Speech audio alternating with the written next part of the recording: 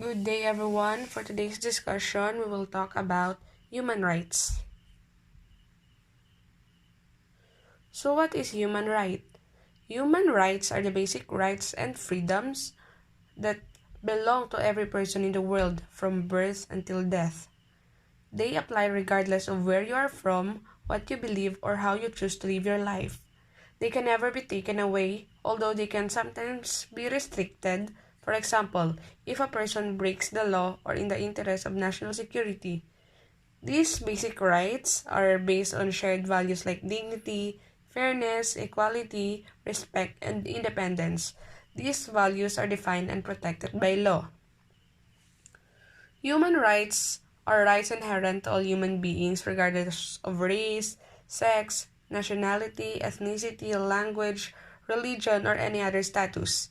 Human rights include the rights to life and liberty, freedom from slavery and torture, freedom of opinion and expression, the right to work and education, and many more.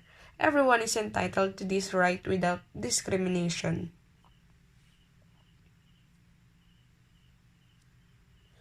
Human rights are inalienable.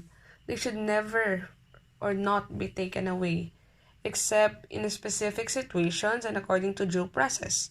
For example, the right to liberty may be restricted if a person is found guilty of a crime by a court of law.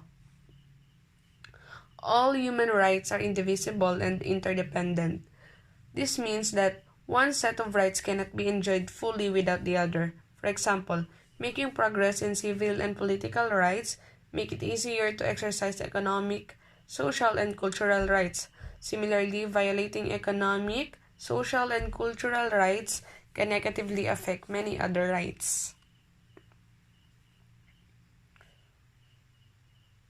Human rights are standards that recognize and protect the dignity of all human beings. Human rights govern how individual humans live in society and with each other, as well as their relationship with the state and the obligations that the state have towards them. Human rights law oblige government to do some things and prevent them from doing others.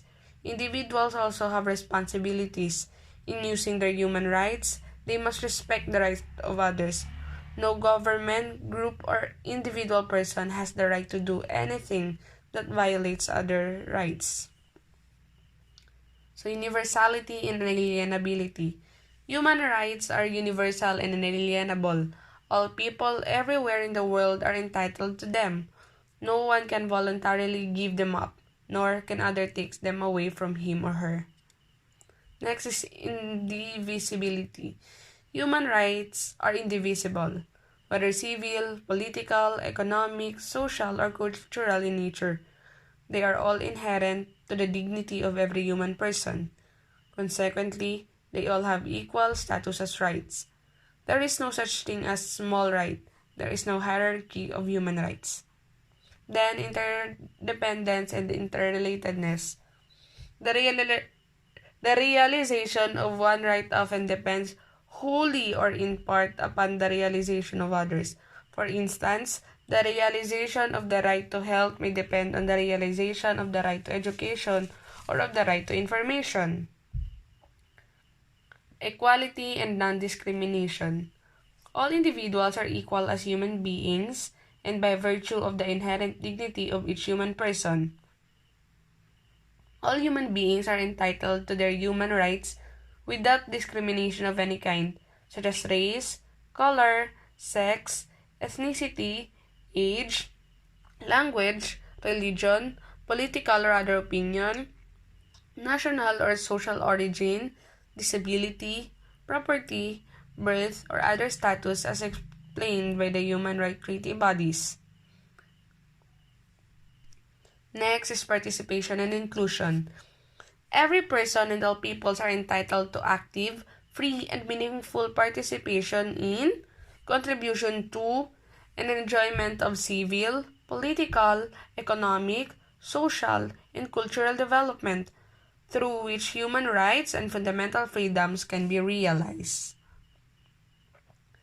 Then accountability and rule of law. States and other duty bearers must comply with the legal norms and standards enshrined in human rights instruments. Where they fail to do so, aggrieved right holders are entitled to institute proceedings for appropriate redress before a competent court or other adjudicator in accordance with the rule and procedures provided by law. How do human rights help you? Us. Human rights are relevant to all of us, not just those who face repression or mistreatment. They protect you in many areas of your day-to-day life, including your right to have and express your opinion, your right to education, your right to private and family life, and your right not to be mistreated or wrongly punished by the state. Why are human rights important? Values of tolerance, equality, and respect can help reduce friction with society. Putting human rights ideas into practice can help us create the kind of society we want to live in. In recent decades, there has been a tremendous growth in how we think about and apply human rights ideas. This has had many positive results. Knowledge about human rights can empower individuals and offer solutions for specific problems. Human rights are an important part of how people interact with others at all levels in society, in the family, in the community, in school, workplace, in politics, and in international relations. It is vital, therefore, that people everywhere should strive to understand what human rights are. When people better understand human rights, it is easier for them to promote justice and the well-being of society.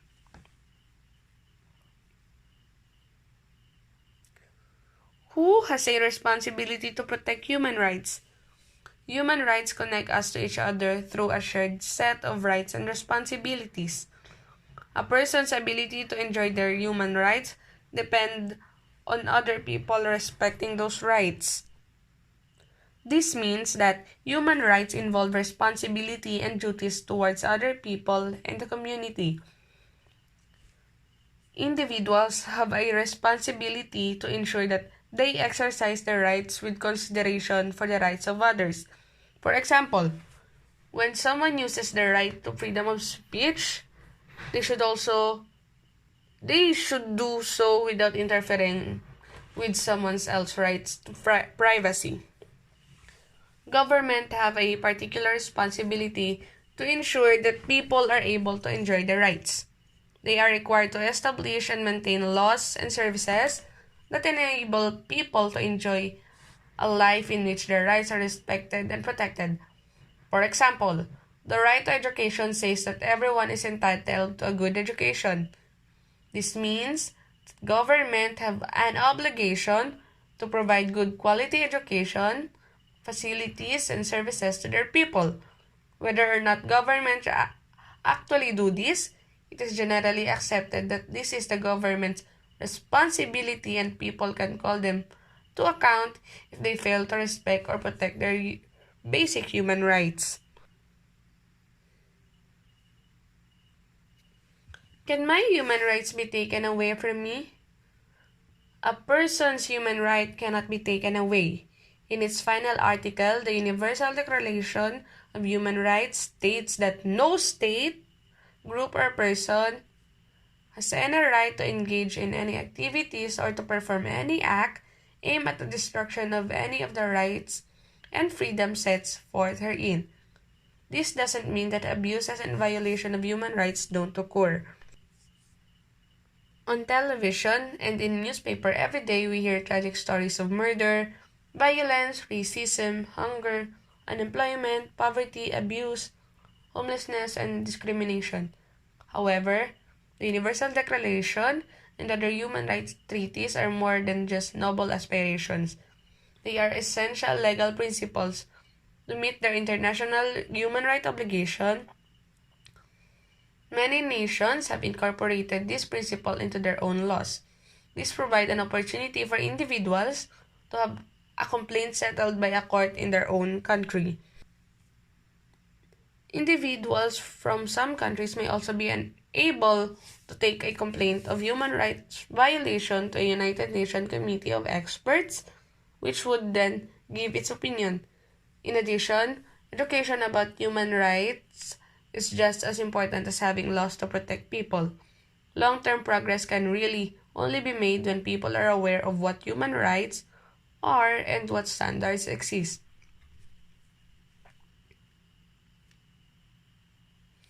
Where do human rights came from? Human rights are not a recent invention. Throughout history, concepts of ethical behavior, justice, and human dignity have been important in the development of human societies. These ideas can be traced back to the ancient civilization of Babylon, China, and India. They contributed to the law of Greek and Roman society and are central to Buddhist, Christian, Confucian, Hindu, Islamic, and Jewish teachings. Concepts of ethics, justice, and dignity were also important in societies which have not left written records but consist of oral histories such as those of Aboriginal and Torres Straits Islander people in Australia and other indigenous societies elsewhere. Ideas about justice were prominent in the thinking of philosophers in the Middle Ages, the Renaissance, and the Enlightenment. An important strand in this thinking was that there was a natural law that stood above the law of rulers. This meant that individuals had certain rights simply because they were human beings. In 1215, the English barons forced the King of England to sign Magna Carta, which is a Latin for the Great Charter. Magna Carta was the first document to place limits on the absolute power of the king and make him accountable to his subjects. It also laid out some basic rights for the protection of citizens, such as the right to a trial.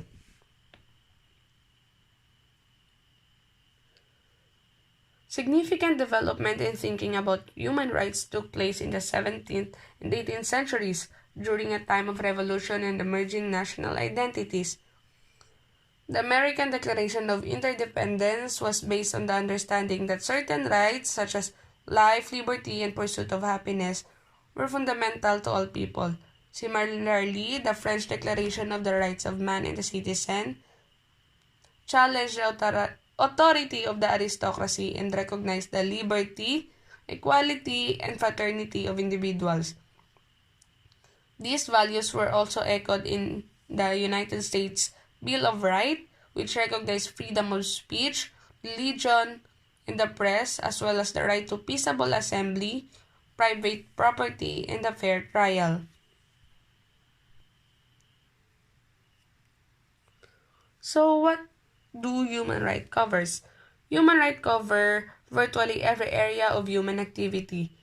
They include civil and political rights, which refer to a person's right to take part in civil and political life of their community without discrimination or oppression. These include rights and freedoms such as the right to vote, the right to privacy, freedom of speech, and freedom from torture. They also include economic, social, and cultural rights, which relates to a person's right to prosper and grow and to take part in social and cultural activities. These groups include rights such as the right to health, the right to education, and the right to work. One of the main differences between the two groups of rights is that in the case of civil and political rights, government must make sure that they or any other group are not denying people's access to their rights, whereas in relation to economic, social, and cultural rights, government must take active steps to ensure rights are being fulfilled. As well as belonging to every individual, there are some rights that also belong to groups of people. This is often the recognition of the fact that these groups have been disadvantaged and marginalized throughout history and consequently need greater protection of their rights. These rights are called collective rights. For example, Aboriginal and Torres Strait Islander peoples possess collective rights to their ancestral lands, which are known as native title rights. Rights that can only be applied to individuals, for example, the rights to a fair trial, are called individual rights. Economic and social and cultural rights. The International Covenant on Economic, Social, and Cultural Rights entered into force in 1976. The human rights that the Covenant seeks to promote and protect includes the right to work in just and favorable conditions, the right to social protection, to an adequate standard of living, and to the highest attainable standards of physical and mental well-being, and the right to education and the enjoyment of benefits of cultural freedom and scientific progress.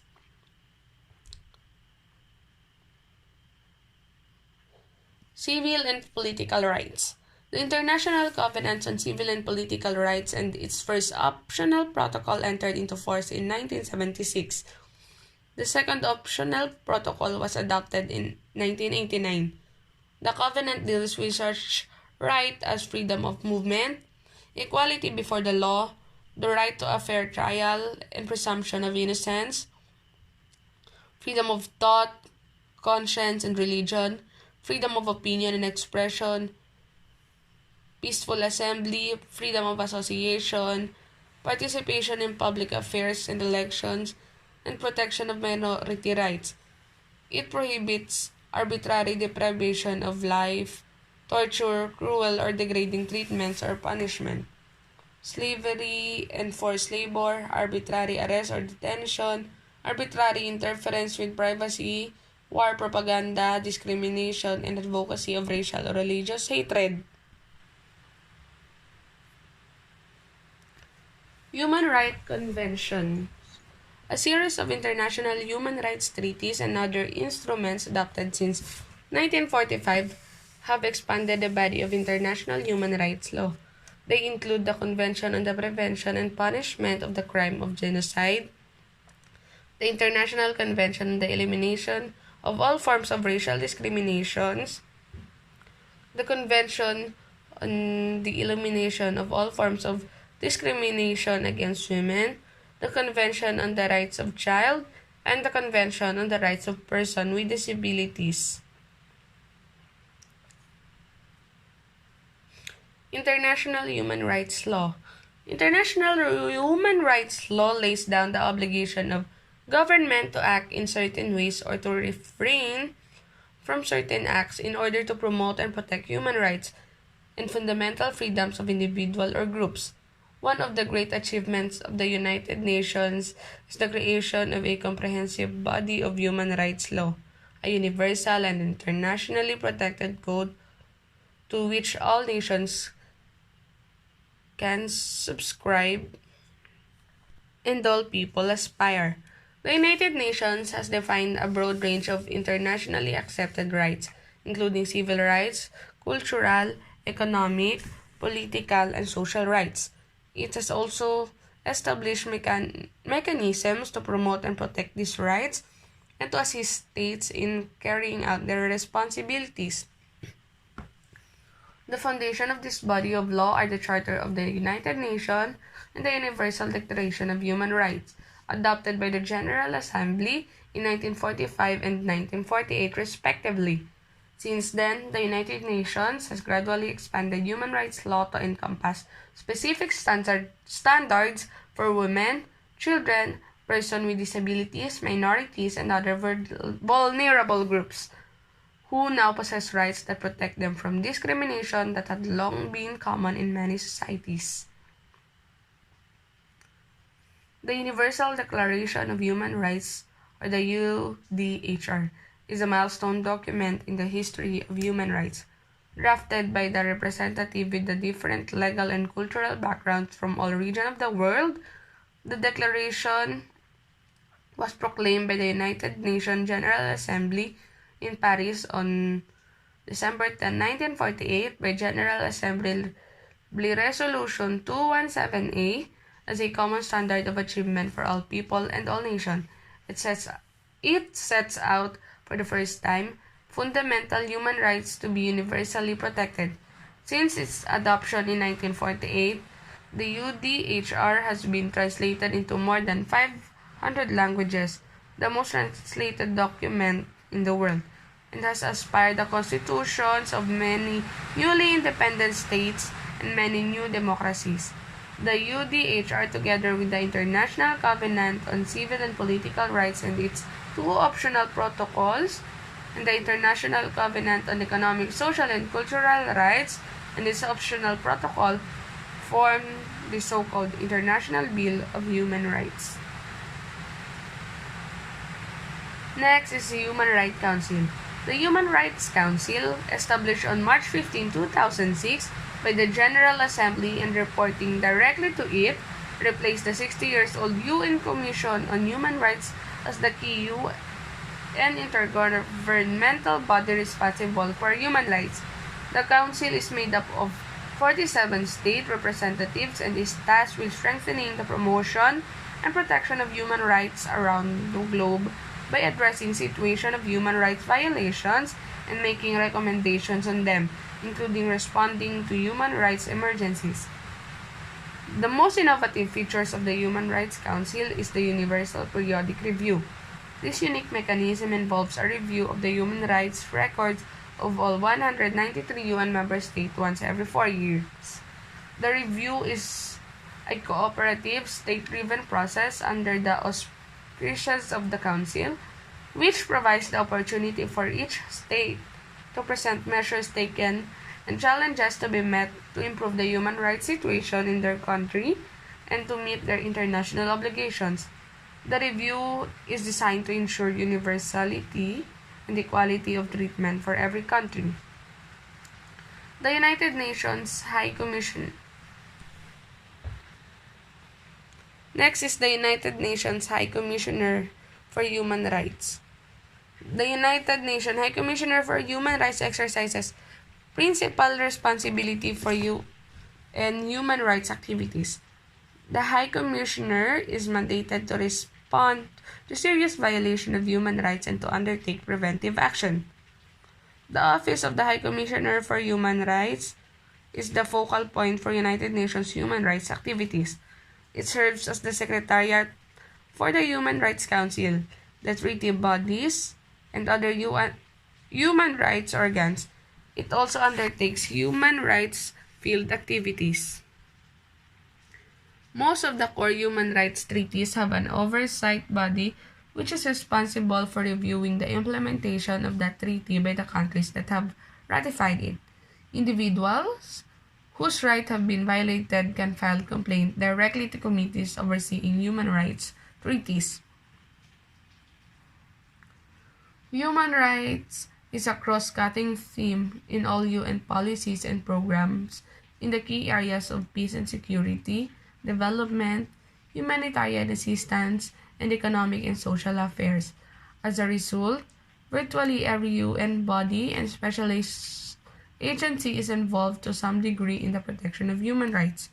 Some examples are the right to development, which is at the core of sustainable development goals, the right to food, championed by the UN Food and Agriculture Organization, labor rights defined and protected by the International Labor Organization, gender equality, which is promulgated by UN Women, the right of children, indigenous people, and disabled persons.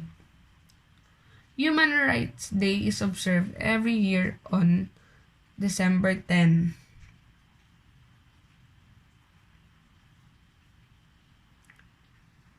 So, what is human rights international relation theory? Realism. The logic of self-help in the anarchic system means human rights are a luxury that states cannot afford. Claims to universal values mask the play of national interest. Institutions are powerless.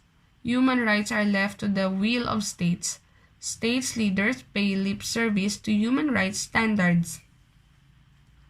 Human rights can be a useful tool if they enhance the relative power of your state. The moment they work against the state's vital security interests, they must be abandoned. Using force to uphold human rights values is almost always reckless and self-interested. Next is liberalism. Human rights are an extension of natural and inalienable rights. States have a duty to protect rights, and if they fail to do this, their sovereign status is in question. Human rights regime and institution are vital for monitoring compliance. If institutions are weak, state will cheat. Legalization within the EU has meant the obligations are legally binding.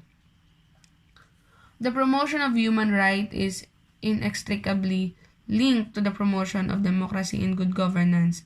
Unless human rights values are embedded in state-based institutions, they will not be durable. Then, Constructivism. The basis of human rights is the overlapping consensus that exists among actors and institutions in international and world society. It is not a natural virtue but an intersubjectively generated commitment. Institution matters, but the norms cascade enables the researcher to track the process of socialization. Transnational social movement assists with the compliance problem by cajoling and shaming.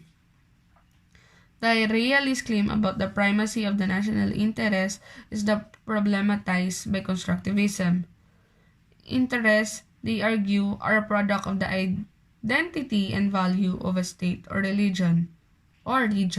Therefore, we should expect rights protecting state at home to promote human rights abroad.